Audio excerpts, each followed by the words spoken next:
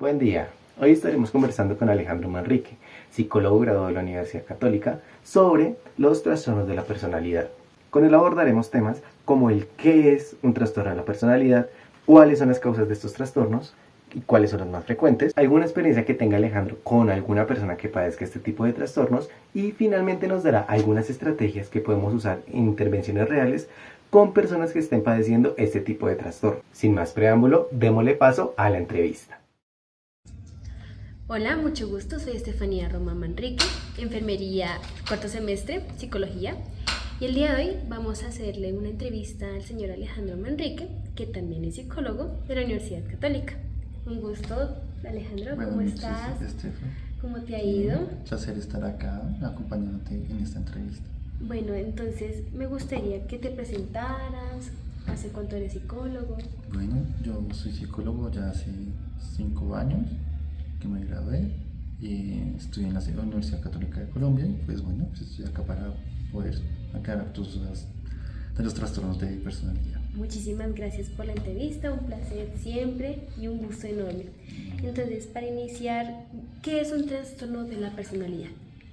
Bueno, hay varios conceptos, pero uno que se puede unificar, el resumen de todo, es el hecho de que son un patrón de comportamientos, pensamientos y acciones que hacen que la persona se vea afectada en varias áreas de su vida.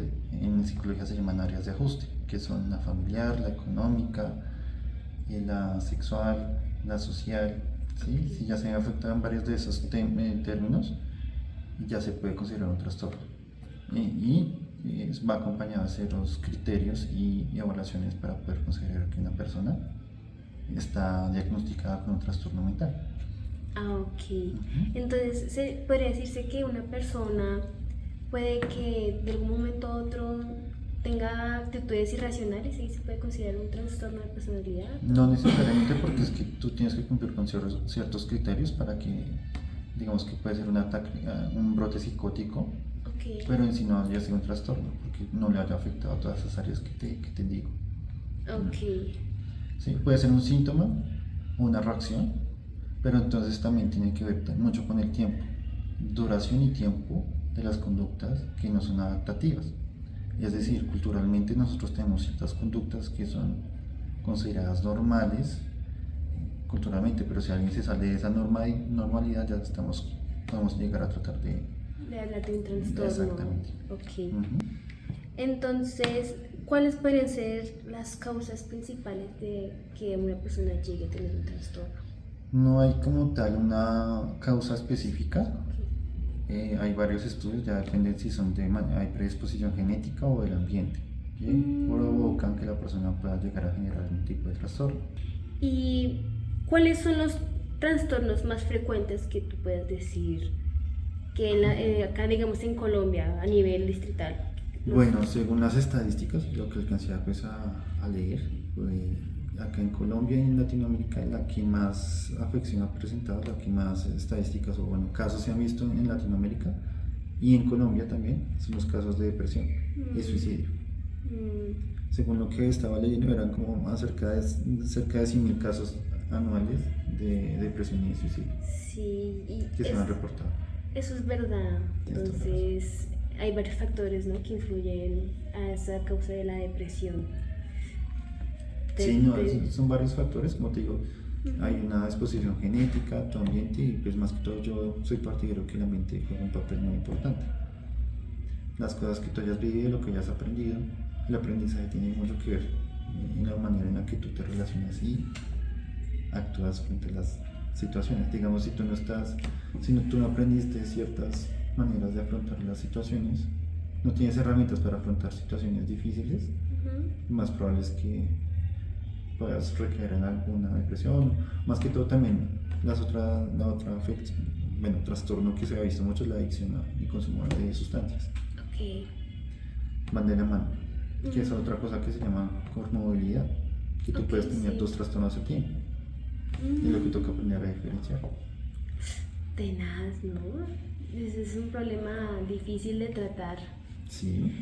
Y en lo que has vivido, ¿alguna experiencia que nos puedas comentar o algo así? Digamos, pues estuve trabajando con niños y sí alcancé a ver adicción en niños.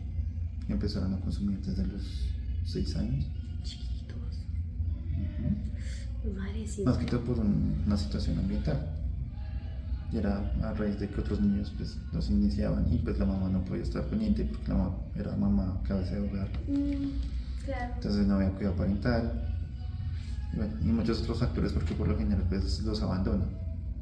No pasa este tipo de cosas. Qué feo, ¿no? Qué triste. Eso en Colombia se ve tanto. En Colombia sí. Bastante.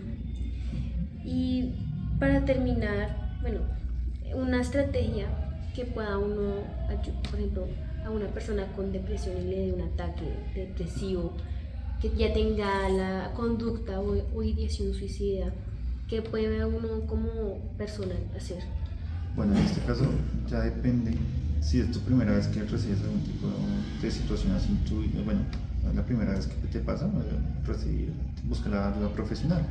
Hay líneas de atención en Colombia, que es la línea 106 si no estoy mal, o el 123. Okay. Y ahí se puede llamar porque si alguien tiene como una ideación suicida o tiene una planificación suicida, toca llamar para que se pueda atender de manera inmediata. Porque es un riesgo de vida. Listo. Lo mejor es ir de una vez a la línea. De una vez a la línea, porque uno solito, si tú no eres profesional y más que todo si es un familiar, mejor buscar la ayuda profesional. Listo. Entonces podemos concluir que el ambiente influye mucho en la persona. Sí hay, pero también depende de cómo tú aprendas a conllevar como las situaciones difíciles, lo que tú aprendes de eso y cómo reacciona tu cuerpo. Y de igual manera hay varios tipos de trastornos de personalidad. Son 10 tipos, pero bueno, no vamos a andar tanto en eso. Sí, no. Pero en pocas palabras, es mejor prevenir que estar pasando por algo así. Entonces, ¿qué es lo que se toca hacer? Prevenir a tiempo. ¿Y cómo se hace eso? Pues poder buscar ayuda profesional a tiempo y dado caso pues poder evitar algún tipo de trastorno. Tener en cuenta los factores, si hay factores de riesgo, ¿sí? Si no hay factores de riesgo, ¿cómo puedo evitar a futuro esos factores de riesgo? ¿Sí? Entonces, por ejemplo, lo que te decía la comorbilidad, si yo evito tener una adicción, es posible o no posible que evite tener una depresión. Van muy de la mano, es un ejemplo, ¿no? Sí. Entonces, lo ideal es siempre estar en prevención de este tipo de situaciones y factores de riesgo. Y si estás en un factor de riesgo, buscar la ayuda. Vale. Entonces, muchísimas gracias. Realmente fue una entrevista enriquecedora y me gustó mucho cómo me explicaste cómo muchas cosas influyen en una persona, ¿no? Y una persona siempre es muy vulnerable a que todo pase.